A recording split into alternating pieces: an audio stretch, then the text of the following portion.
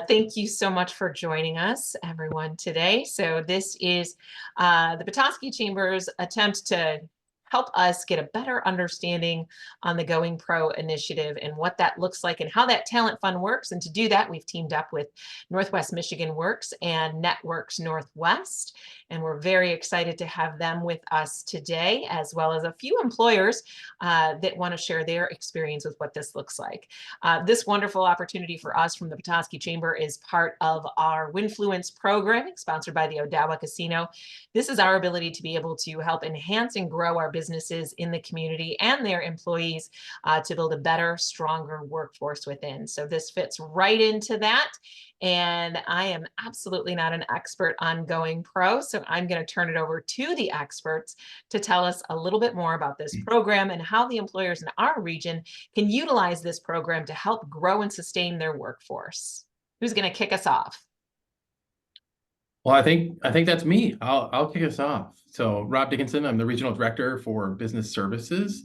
And I'm going to share my screen and we'll go through some of the agenda items as far as what the Going Pro Talent Fund is and how to apply and some stats on that and a lot of good information. So hopefully we spur some conversation there. And what I want to do is do this and this. And I will ask everybody if my screen is the correct screen. I am not seeing it. I'm looking to Kyle and check. Not yet. And of course, for everybody, we tested this twice. Yeah, we did. We tested it twice, and now it's user error, so that's me. I apologize. Okay, I'm going to try this. You're not sharing anything right now. Yes, so. We see nothing. Oh, wonder why all that is. Okay, share screen. Share. Here we go. Okay. You got it. Hey, thank you. All right. So just like it was said, we're going to go into depth on the Going Pro Talent Fund. Both Northwest Michigan Works and Networks Northwest help administer this grant for our area, the 10-county area. So we'll just kind of go through the purpose. And I always try to stay away from wordy slides, but the fact that we can share these slides out and for you to read a little bit later, it really helps with some of the details. So we can ignore some of this stuff, but the Going Pro Talent Fund makes competitive awards to employers to assist in the training and whatever training you need as an employer. If it is an eligible training, we want to have conversations with you about how you can get reimbursed for doing that training. This could be training that you didn't think that you could do for many reasons, right? It's too expensive. You don't have any time, or this could be training that, you know that this is a skill set that your entire workforce needs and that you want to do for them to not only enhance their skill set and make them a better value for your company, but, to make them able to have that skill set for wherever they go. So we're helping to ensure employers have the talent that they need to compete and grow.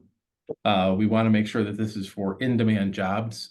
Just about everything up in the north here, from manufacturing, healthcare, IT, construction, all of these things, hospitality, are in demand in our area. So if you think that we've had financial institutions be awarded, we've had nonprofits be awarded, but these are the things in the northern Michigan area that are in demand. So if you want to have that discussion, we can certainly have that with you as well. We want to make sure that this increases credentials and certificates and degrees, right?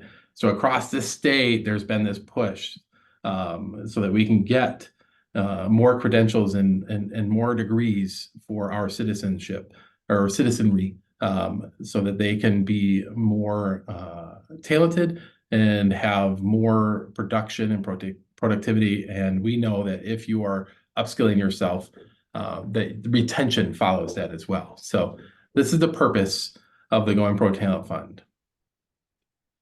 Just some state level statistics. So since inception, way back in 2014, a couple of us were there at the beginning. We've had over 7,000 awards. And the average amount has gone up slightly over the last couple of years because we've been able to reimburse a little bit more for trainings, but we're now just below 40,000 on average for award amounts. So that's great.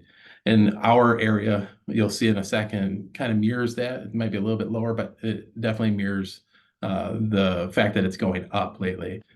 Average training costs per person, even though you can be reimbursed up to $2,000 or $3,500 if you're an apprentice and you're in an apprenticeship program, a DOL registered apprentice, I should clarify. The average cost of training per person has come out to $1,385. So, we're looking at trainings that cost $200 that you can put on this training plan, all the way up to, if it's over 2,000, you'll get credit for that, but only reimbursed for the 2,000, unless it's an apprenticeship, of course. The amount funded since 2014, just a paltry 276 million. So that's a lot of money being infused into training our workers and upskilling our workforce. So that's great. And total number of employees trained, I just did the math not too long ago for some of the other presentations that we're doing, just shy of 200,000, 199,000 people being trained or have been trained in our state through this program. Cycle 1 performance. So now we have 2 cycles for Going Pro. We have cycle 1 and cycle 2, aptly named, I know. Cycle 1 that was done and awarded in January, February timeframe, 43 million, almost 44 million was awarded, 809 awards across the state. And you can see that number 8262 for individuals hired and trained. So you can train new hires and be reimbursed for that, or incumbents. So that's a lot of different opportunities to get your people trained and you reimbursed for doing that training. So that was, the stat is 8,262 new hires. And then incumbent employees, current employees, just shy of 19,000. And 3,600 registered apprentices in that. That number is only growing as the popularity of apprenticeships comes back. Northwest Michigan Works has a whole department dedicated to apprenticeship programs. So we would love to hear if you want to participate in that. The average award amount was $54,275 for just that cycle. So a nice little boost in that last cycle for average award amount. Average cost per trainee, $1,618. But what does that mean for Region 2? Well, this is what it means for that. We had 1.6 million awarded to our area for our 10 counties to train up. 42 awards out of 56 applications were awarded. So that is a really good amount of businesses getting money into their hands just for cycle 1. We'll see what cycle 2 holds. By all accounts, we have a lot more interest than we've had for cycle 2 this coming cycle. So it'll be great. We'll be very busy. 150 individuals were hired and trained, so new hires last cycle, and 751 current people. Out of that number, we added 169 apprentices to the training though. So that's pretty huge. The average award amount, $37,756. A little lower than the state average, but still respectable in that case. Average cost per trainee, $1,760. So like I said, they might be training for $200 for that training that you need, or they could be training for that $2,000. So our average sits just right there, about $1,760. So what's the timeline? This is very important because the opening of the application is coming up very quickly, Monday, April 22nd. So if you're not working with a business services rep from Northwest Michigan Works already, get in contact with them, or tell us, tell Nikki, tell the partners that are involved, and we will reach out to you. We want everybody that wants to be a part of this grant to get their shot at getting an award. This is a statewide competitive award. So that means that you're up against people from across the state, and it's a point-based system. So you have to make sure that you get as many points as possible. And you do that by talking to your BSR and Kyle. Kyle's on this call, Kyle Ray. He's our business services specialist, and he has a vested interest in helping out every single person in this room right now. He wants you guys to get the grant, and he knows lots of the details too. So application deadline. So it starts April 22nd, but it ends May 10th. May 10th, that Friday at 4:59, not 5 o'clock, 4:59. If you send it in at 5 o'clock, it won't count. So we want to encourage you to get it in earlier. And the training period that you're going to be applying for, so any training that you get awarded can only take place after July 1st. So you're kind of projecting what you're going to be doing when it comes to this. July 1st, and you have a calendar year to do it. So June 30th is the end date for that training to happen, that training window. July 1st of 24 to June 30th of 25. Okay, so we talk about eligible employers. You have to have the need for that skill advancement, right? Including apprenticeships. We talked about that already. You have to have a physical presence here in Michigan. You have to be a non-government private entity. You can be for-profit or nonprofit. You have to be compliant in all state tax obligations. That's something that's newer. It's been around for a couple years at least, but we will let you know. We won't know what your tax obligation is. We will know that you have one. So we will return to you and say, you have 60 days to clear this up. Here's a phone number. Go. And then you clear that up and you let us know, and we tell our people and they confirm it, and then your award is there. So you'll receive a pending status award if that is the case. But yes, so if there's anything that you have to bring into compliance, you could still get that award pretty easily. All you have to do is clear that up with the state. All right, and be willing to participate under the program's eligibility parameters and guidelines.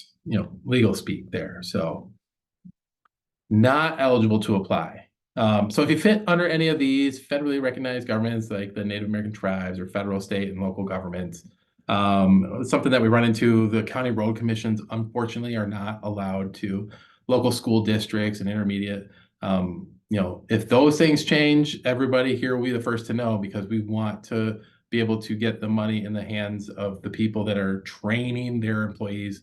So you might not be recognized yet as eligible, but if we make enough noise, we can change that.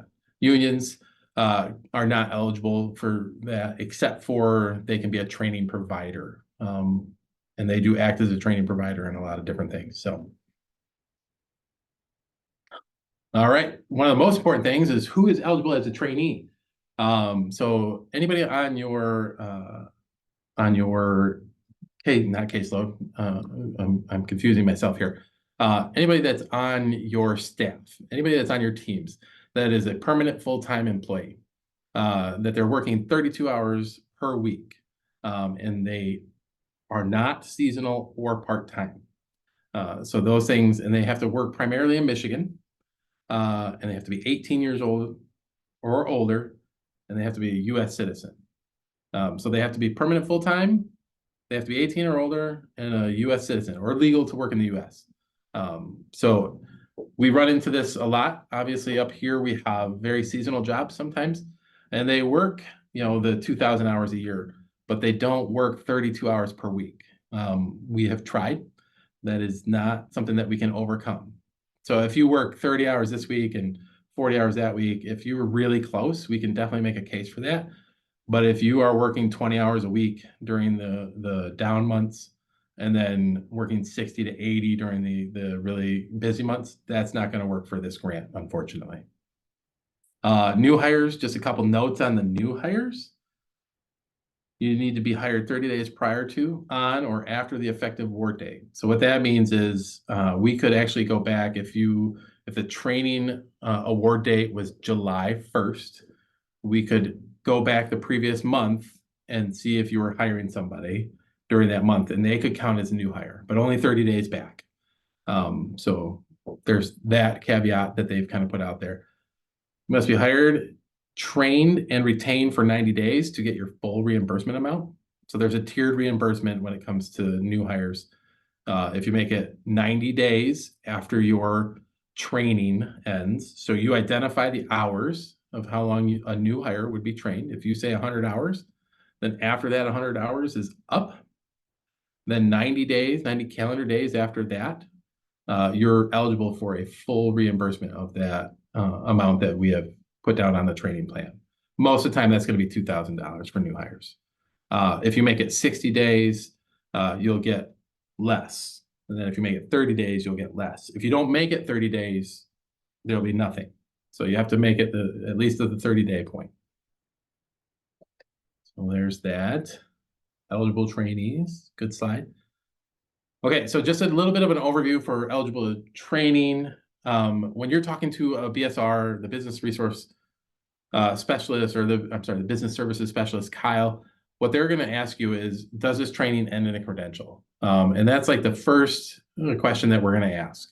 There are also some eligibility caveats that you will find in a process guide.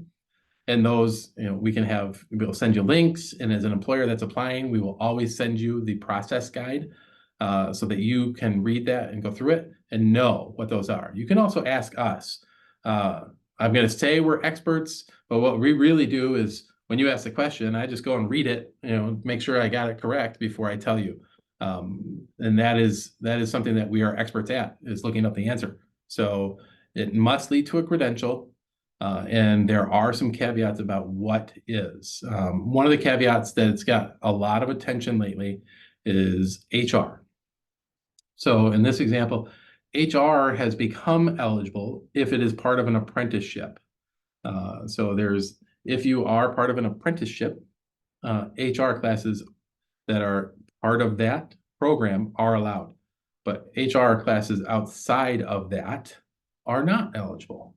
And since 2014, we've been fighting that battle, and we will continue to, because we know that those skills that HR professionals have are worthy of this grant as well. But that's just kind of one example. Here is a training plan. We will send this to you, and I'll talk about the process here in 2 seconds. But this is a kind of it might be a little bit outdated, Kyle, but it is similar to this, where you're going to be filling this out. The course name, does it end in a certificate? Is it new hire OJT? Is it college credit? And then the cost per person. And then you're just telling us a little bit more information about each of those people that are going through that training. Are they a current or new, or are they an apprentice? And then their name, and then their hourly wage. And is there something else over there that I'm missing? Yeah. Oh, and then it'll autofill some courses that you want to do as well. So how do you get started? Well, there's the link right there for WeBlooms. That's our online application system.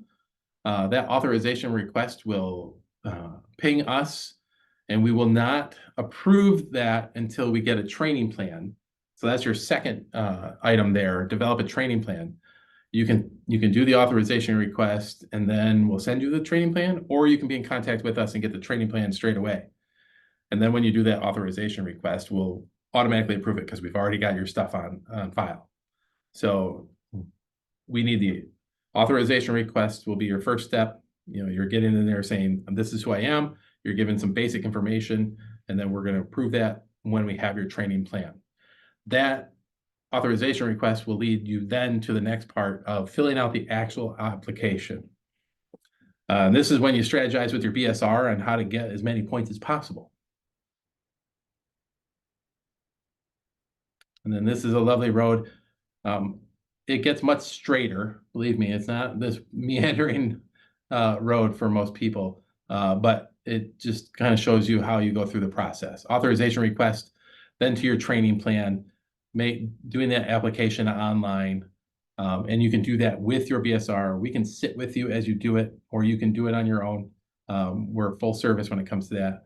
The assessment of that final application, did everything that you thought that you wanted get into that application? Did you get all the points that you should have gotten? We'll make sure of that. Then you're gonna submit that application to us at the MWA level, and we're gonna take a look at it and do what we need to do, because we have a little bit of a part of the application that we have to do before we send it to the state. This is also when we look at it and make sure that we'll put the final set of eyes on it and make sure everything is there for you. And if not, we have the ability to send it back to you to do a little bit of rework before we send it in. We have a couple days after your deadline to finish it up. So then we'll submit to Leo, and then it's just a waiting game. We want to make sure that we're waiting and making sure that you have that tax obligation resolved, and then the agreements go out. So once you're approved or denied, we want to say approved, but if there's a denial, we have plenty of other services that you can take advantage of as well, and we'll talk to you about those. But if you're approved and you need to do that tax obligation, don't forget you have 60 days to do that. Once that list is out, we'll send you agreements. It's a very small contract that will tell you exactly what you need to do and what you're responsible for. And now we're to the employer perspective piece. So I'm going to stop sharing.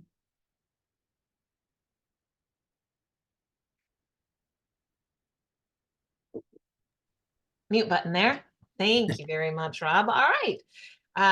A lot of information, which we realize, which is why we wanted to do this, because for those who are watching this in the future and have questions over the course of the next days and weeks as the application process opens, it helps to have something to reference. Then, of course, as Rob said, our great business service representatives that are here with us today. So one thing we wanted to make sure we were offering is a little bit of a perspective of employers who have utilized the program in the past. So we have two of those with us today, and then we had a video submission, so we'll play that in a second. So I want to introduce Jenna from Drost Landscaping, as well as Brenda from Monti Wood Products. And thank you both for joining us today. We greatly appreciate it. And have you kind of go through just a little bit of what the process was like for you. So first and foremost, how you're using your Going Pro funds, and what it's doing to help your business, and that application process, what that's like, and then what you wish you would have known. So who would like to go first? I can go first. Thanks, Jenna.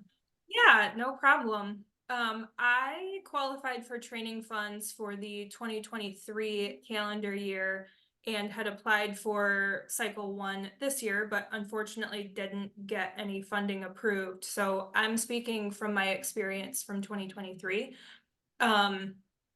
I would say I over applied, which I was kind of encouraged to do, which I'm glad that I did, because it allowed me to direct my team to kind of shoot for the moon, so to speak, and then kind of schedule things after the fact, which was both good and bad. I think then it kind of fell off our radar a little bit. So that was kind of a learning technique that I would encourage other people to do, is really stay on your team of let's get this stuff on the calendar. Let's make sure we utilize this training funds so we can take full advantage, because time passes in the blink of an eye. You know, we're a seasonal employer, which, you know, a lot of places are here in Northern Michigan. And before you know it, it's November and you're trying to get everything buttoned up and get everything scheduled to take full advantage. So that was one takeaway that I would recommend in the future. Another thing that was difficult for me is kind of broadening the outlook of my team. You know, what areas do our team members need to develop in? What trainings can you find? I feel like sometimes it's a narrow scope of they know what they know, but it's like, let's find some really cool trainings to develop skills that we might not have or have heard of. How can we broaden our offerings to our clients and our team members? Where can we develop? So I think that was one thing that was a little bit challenging for us, is thinking outside of the box. And one of the areas that I took most advantage of was the new hire training. I wish I would have signed up for more, but that was one piece that I'm like, I don't really know how the reimbursement process works. I don't really know what the criteria is to bring these people on. But once I really dove in and understood more of how the new hire training piece worked, I'm like, I really sold myself short here. So I wish I would have added in a couple more and taken advantage there, because that was huge for our team of really developing entry level skill sets of people that were coming from outside of our industry. It gave us a great opportunity to train and develop them the way we do things. So that's where we utilized most of our funding that we received. So yeah, overall, it's a great thing to take advantage of. I wish I would have qualified this year, but hopeful for the next round, and we'll see what happens. Jenna, thank you so much. That's really good perspective too when talking about, really utilizing that new hire piece as well. I mean, we know that, upskilling our workforce is crucial and critical to keeping them in our region. But also finding that this program actually allows for you to be able to utilize that new hire so that we can recruit at the same time, because we're trying to do both. And that's a heck of a stretch to do. So I'm glad to hear that we're able to take advantage of both. And hopefully, as you said, that you qualify next time around. I'm sure the fine folks on this call will be more than happy to make sure that we drill that application home for you. Yes, thank you. Brenda, would you like to speak to a little bit about, how you've used the funds, how it's helped you, kind of where your process is and what you kind of think of it and what you wish you would have known as well? Yes, so this is my first time going for Going Pro fund, and we were awarded this year about $57,000, so quite a bit. And it was pretty, I mean, I would say Chuck and Rob and Kyle were very beneficial in helping me through the whole process. I mean, it was step by step, so I didn't feel like the application part was difficult at all. The hardest part I had was getting my leadership together and trying to project out what my needs were going to be for 2024. That has been the hardest thing. And I kind of shot for the moon, but at the same time, I kind of held back on my new hires. And I'm with Jenna. I have like maybe 6 new mid-level positions that I'm hiring for now that I could have put in this had I known, could have projected. So really getting your leadership on board and helping them think ahead is really important. So this, for next year, I'm going to do it again next year because I know what I want to do. I want to do more of.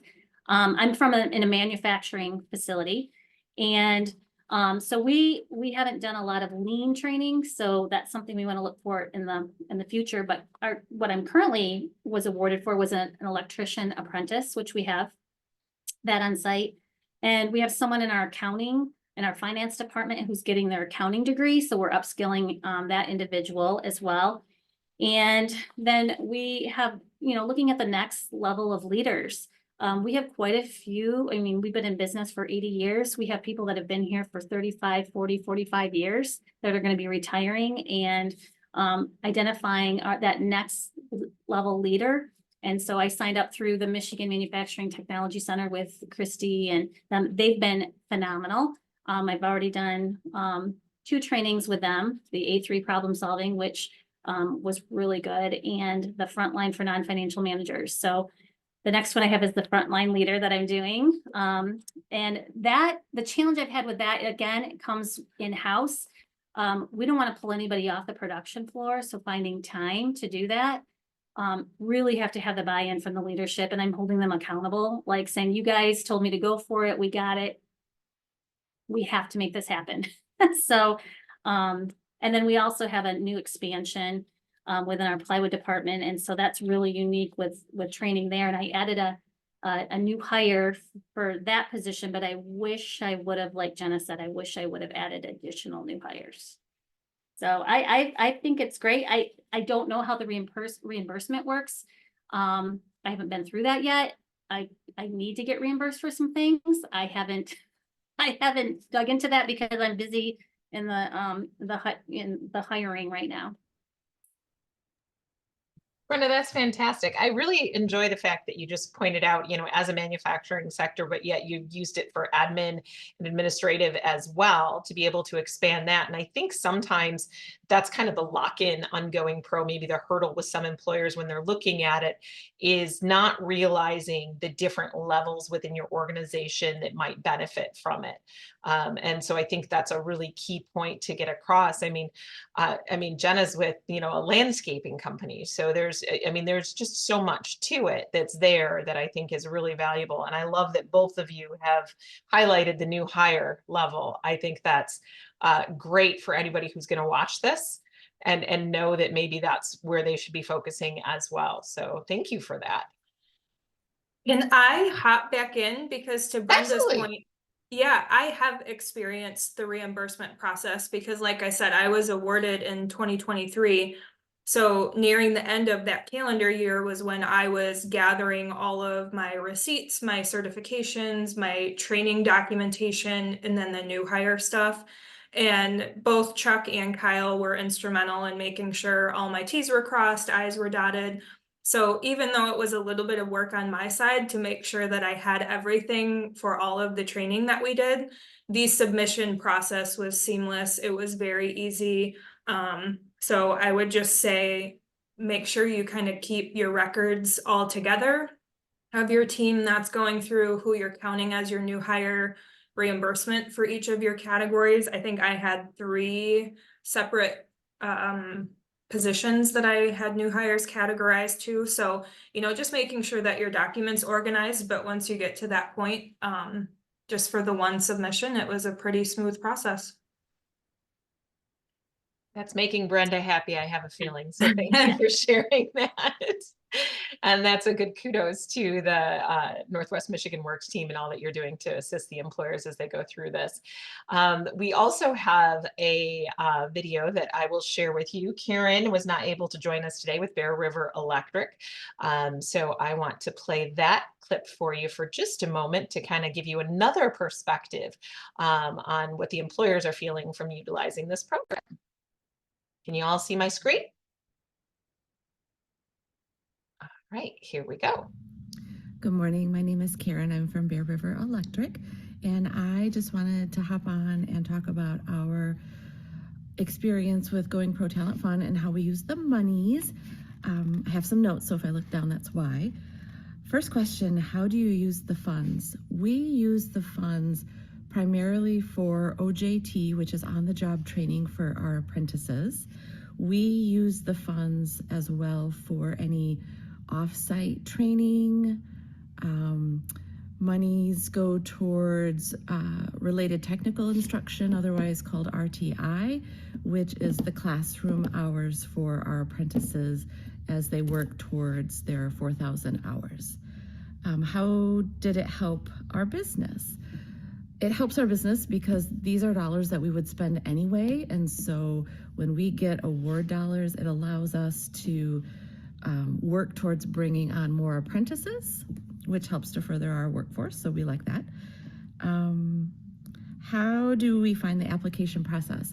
I think that we've been through a couple of different rounds or formats of the application process, and this current round has been super simplified. So between our local rep, Chuck Hayes, and Kyle, he has put together exactly what's needed instead of having to enter in all this information and then having people behind the scenes audit it and then having to change what we put in.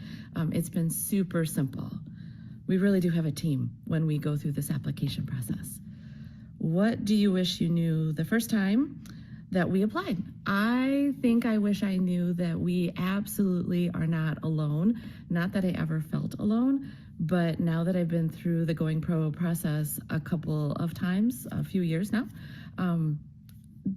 I know that I have an entire team behind me, that I'm never alone, and that the people behind Going Pro are absolutely dedicated to working to make sure that we get every penny that we qualify for, even if I'm not the one to figure it out.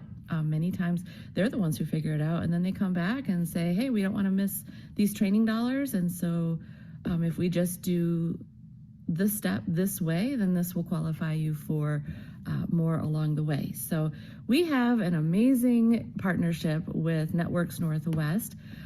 It's kind of an off-topic plug, but we moved our apprenticeship program to being administered by Networks Northwest instead of being administered by ourselves, and it has been the best move that we have done, because now Networks Northwest, those people work with Going Pro people, and although they serve different functions, they're all kind of under the same umbrella, looking to take care of us all in the same way. So it's been an amazing experience, and I'd highly recommend it, and just wanted to pass that on. So hope it helps. Great feedback from Karen there. A nice plug for you guys too, by the way. She was extremely, that's a good thing to hear though, especially somebody who's been through it a couple times, a couple different rounds. Karen and I talked after she submitted her video, and she wanted to make sure we clarified that it's 8,000 hours required for that apprenticeship, not 4,000. So just don't think if you're watching this and thinking about it, you're getting off easy. You still have 8,000 hours to go to. The one point I wanted to make that to her comments too is that a lot of employers investing in these funds are things you know you have to do anyway. So it really truly, when you are able to qualify, allows you to expand what you're doing in other instances in some ways maybe that you wouldn't have been able to do if you hadn't been able to access these funds. So I think it's really important to be able to remember that from an employer perspective as well. Rob, I'm going to throw it back to you and Chuck and Kyle and see what you've got left for us, and then we'll see if we have any questions. All right, thank you. Yeah, and thank you, employers. The perspective that you guys bring to this is very helpful for us. It's a great feedback. Not that, you know, we love kudos, but we really are interested in that piece where it's like, what else could we do to make it even easier or better for you? So thank you for supplying that. And I'm going to try to do this one more time. Share. Do we have the actual? Okay. You got it. Yes. See, now I'm an expert. Okay. So we learned a little bit about the employer perspective. Now, things to remember, the training plan requirement. So this is something that we know that makes it a lot easier for not only you to project out what your needs are training wise, but it also helps us on the back end side to, if you do need to change anything in your training plan or your award, that we can see, just like I can't remember if it was Karen that said, like, we'll try to get you as much of your original amount as possible. And in order for us to do that, we kind of need all the puzzle pieces so that we can start moving things around, so that we can come back to you with ideas about how we can get you, all that money and what kind of training that you're doing. The training allowances that HR is now allowed under apprenticeships, only apprenticeship, but that's a start. It was never allowed at all. So the median wage requirement, not everybody on the training plan needs to be making $18.97, but the median wage, when we calculate that out for all your trainees, it needs to hit $18.97, or we're going to miss points. And I have the points in one of the next upcoming slides here. So that's one of them that we really kind of work with employers with, to see who they could go to training. If you're missing it by 3 cents, who else is making enough money for you to just put it over? What kind of training could they go into that would help them and help your application score better? The scoring criteria, which we're going to go over, that's definitely one to remember. Impact story. The impact story here is a requirement for you to get reimbursed. Reimbursement comes at the end of all your training, so you have that full year to do it. But if you're done sooner than that, we can start that process with you. And one of the things that we need is something called an impact story. We'll send you a link, and it has, I think, 3 to 5 questions on it. It hasn't changed that much over the years, but this is something that we would like you to fill out and send back to us. It's just talking about the training, what you liked about it, what you didn't like about it, what were your successes, stuff like that. Like I said, it's a requirement. And you can spend 3 minutes on that, or you can spend 3 days on that. I will tell you the 3 days, or closer to the 3 days, allows us to send really great stories to the people that have the purse strings. So they will definitely pay attention to some really great stories and impactful stories, just like the name kind of denotes. So, and then partners involved in your application. If there's somebody that's involved in your application, most notably MMTC in our area, they might get a copy of your application just so they know that you're doing some training. We've had some issues in the past. This is a new best practice for us in the last couple of cycles, where they were caught unaware. They didn't know that you were training, and their calendar fills up pretty quickly. So you might think that, yeah, we definitely need that training. We're going to sign up for it, but you never called them to see if it was an available time to do the training. So we're gonna help you with that. We're gonna send them that application so they know that you are thinking about MMTC as their training vendor. The 2,000 and 3,500, always keep that in the back of your head, up to, so whatever your training costs are there. Reimbursement takes place after all training is complete. Just to put that out there again. Here's that scoring criteria. I have on my screen some pictures of people. I'm going to move you guys. So this is what the BSR is going to go over with you in depth when you're putting in an application. These are the things that we want you to take a look at and see if you can qualify for some of these points.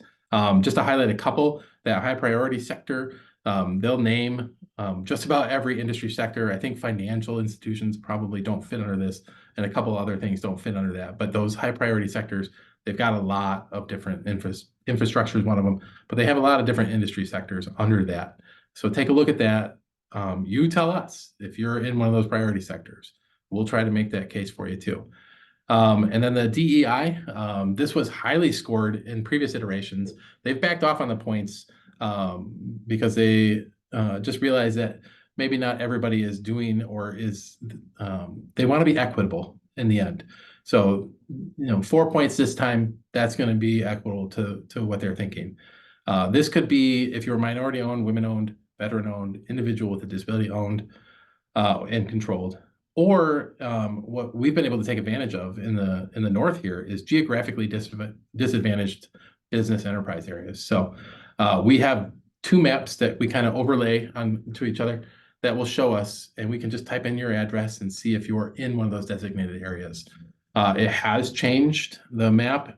We were using older versions of the map, a couple seconds ago, and now we have the latest and greatest, and it has paired back in our area who would be considered geographically disadvantaged, just so you know that. But if you are, that's like an easy 4 points for you right there. Apprenticeships, I will tell you that about half of our applications have apprenticeships on them. And last cycle, Kyle, you might be able to correct me if I'm wrong, but every single application that did not every single one, with the except there was maybe one exception to this. Anybody that did not get the award did not have apprentices on their application. Like I said, I think there was one application that did have apprentices that was not awarded. Okay, so Kyle's giving me so it's not 100% vital, but it does really up your chances. So we know that from our area and what we've been through before. Even the size of the amount. So this is to encourage to spread the money out even further, right? So we've got people that are getting $1,500 awarded in our area, and we've also got people that are getting $160,000 or $170,000. So don't be afraid to project out, and that's one of the things that I've heard from the employers that we're speaking today. It really does take leadership to be on board and to be able to project out, and you got to kind of be on that same page. I like the idea of going a little bit heavy on that new hire, but we also, the state will, if you fail to hit that number, the state is looking at that. And over time, they haven't said this yet, but over time, if we're going outrageous numbers over and we're not hitting that number for so many years in a row, they might have something to say about that. They don't at this point, so I like that strategy. And here are a bunch of employer expectations. I think a couple of the most important ones are, just be in contact with your BSR throughout the year. We're going to make it a giant effort on our part, and we have lots of different employers to work with. But those who get the Going Pro Talent Fund, we're trying to reach out and just see where you're at and make sure that we are appraised of any new things. Did you lay 50 people off, for instance? And does that affect the training that you're going to do? That is one thing that we would like to know. Were you not able to take advantage of the training that you thought you were? Maybe there's something else that you did that we can slide into that role or that slot. So just being in contact with us is very important so that we can know those things ahead of time so we can plan with you on those contingencies. So that last one, utilizing Pure Michigan Talent Connect, not a requirement. Some people freak out about that one, but we would love for you to put the jobs on, and you can have us do it. Chuck and Kyle are our experts on the team. that will put an ad, and we can point them right to your webpage. It doesn't matter. But all in an effort to get you the right talent that you're looking for. And then the resources, these pages have all the documents that you need and will for the upcoming cycles as well. So you have our Northwest Michigan Works one that is local, and we've got some cool videos on there as well, and walkthroughs, and the eligibility requirements and the scoring criteria are all there, as well as the state, which gives some higher level statistics, and you get to see awards from across the state, as well as the process guide and the scoring criteria and stuff like that. And they do have some good videos for walkthroughs as well. And then these are our contact information through the 10 counties that we cover. That's it. I can leave that up there for a second, but I'll turn it back to you, Nikki. Thank you very much, Rob. That's really, truly a lot of information in a short amount of time, but it's really valuable information. And I think it's fantastic that our employers were able to join us today and kind of touch on some of these different aspects of it. And it's interesting too that, you have Jenna, who applied last year, didn't receive this year, but's been through it. You had Karen, who's been through it several cycles, Brenda, who's brand new. It just goes to show that, one of the reasons the Going Pro Talent Fund is really such a huge part, underutilized part, I think, in some ways of our workforce strategies, is because it really does fit a lot of different instances and applications. And, it's continuing to get good ongoing funding. There is in the budget proposal for this coming year to an additional $20 million one-time funding. We cross our fingers that will come through, because that just means more opportunity for our businesses in Northern Michigan to take advantage of these opportunities and funds. So I want to see if we have any questions from anyone, and we can help answer those. You're a quiet group, so I didn't think so. But I know that we're going to, Christy, do you have a question? I don't have a question, but I did just want to add that a lot of the businesses that have been receiving Going Pro funds are working with North Central Michigan College and Michigan Manufacturing Technology Center. We partner on a lot of trainings. We've worked with Jenna, we've worked with Brenda. We have a lot of proposals in the works right now for the next round. So I just wanted to let people know that if they need help getting a start on their training plan, that we're available for that. Thank you. That's one more piece to the puzzle that makes it all the better to be in this region right now, to be able to access these funds. So I appreciate that. Thank you, Christy. And I know you wouldn't mind us sharing your contact information too, as we start moving this out with the recording. And of course, we'll share the PowerPoint as well, Rob, that you shared with us, so that those who weren't able to attend but are going to take a look at this down the road, hopefully quickly, because the window opens up on the 22nd and goes pretty quickly. They'll have some great opportunities and resources. So lots of great stuff right here in our own backyard. I want to thank Rob and Kyle and Chuck again for coming to the chamber and helping us put this out there. I'll give a shout out to NCMC per Christy too, that we've got other resources that you can utilize. And then a thank you to Brenda, Jenna, and Karen for being able to share a little bit about your experience from an employer perspective on what that's like. And I'm sure that if somebody wants to reach out to you directly, they can as well, just to kind of get your experience too. So thank you everyone for joining us today. Thank you so much for taking part. And here is to another successful round of Going Pro Talent Fund applications for our region. We appreciate it. Thanks, everyone. You. Thank Thank you. you.